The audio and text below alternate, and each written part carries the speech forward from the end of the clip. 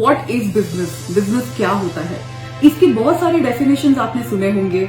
MBA colleges में इसका definition बहुत अलग है। अगर आप किसी बिजनेस ओनर से बात करें इसका डेफिनेशन आपको बहुत मिलेगा।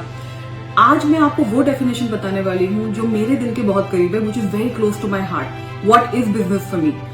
माई business is like my child. आप में से बहुत लोगों के अपने बच्चे होंगे। You must be having a child of your own. So today I want to tell you what is business for me, right?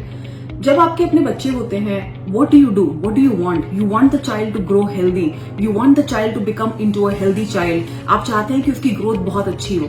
उसके लिए आप 3 बहुत इंपॉर्टेंट चीजें उस पर इन्वेस्ट करते हैं।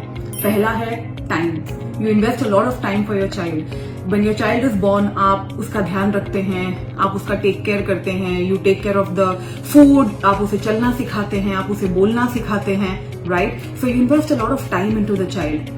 Second, what do you invest in a child? आप इन्वेस्ट करते हैं अपने इमोशंस, अपने प्योर इमोशंस आप अपने बच्चों में इन्वेस्ट करते हैं। आप उन्हें प्यार देते हैं।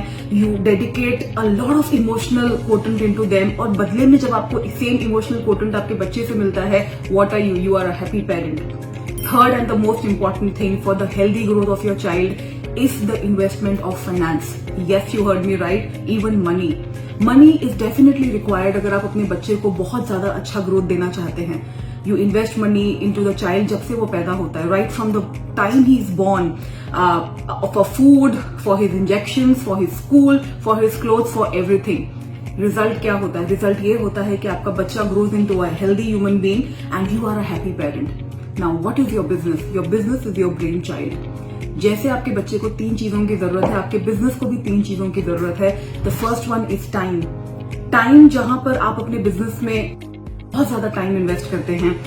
Even if you're working from home, if you're somebody working from home, even then, I strongly suggest that you should spend at least 6 to 7 hours of uninterrupted time for your business. So the first one is time. The second is definitely emotions.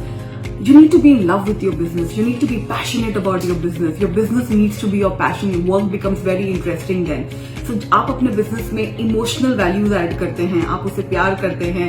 You invest a lot of emotions into it, right? And the third and the most important one is finance. You also need to invest finance into your business.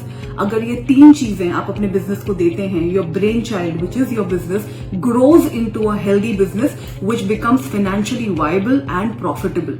तो जब आप ये 3 चीजें अपने business को देते हैं, just like a happy parent, you also become a happy business owner. My question to you is कि लास्ट 1 साल में आपने कितना ये 3 चीजें अपने बिजनेस को दी हैं? टाइम और इमोशंस तो फिर भी हम दे देते हैं, but when it comes to finance we run away from it. अगर आप ऐसे कोई हैं जो मंथ में प्रॉफिट करना चाहते हैं, 1 लाख की इनकम करना चाहते हैं with 0 investment, then I think you are in the wrong profession. You should not become a business owner. Maybe there are lot of other career opportunities. So with this I ask yourself today, how much have you invested financially into your business?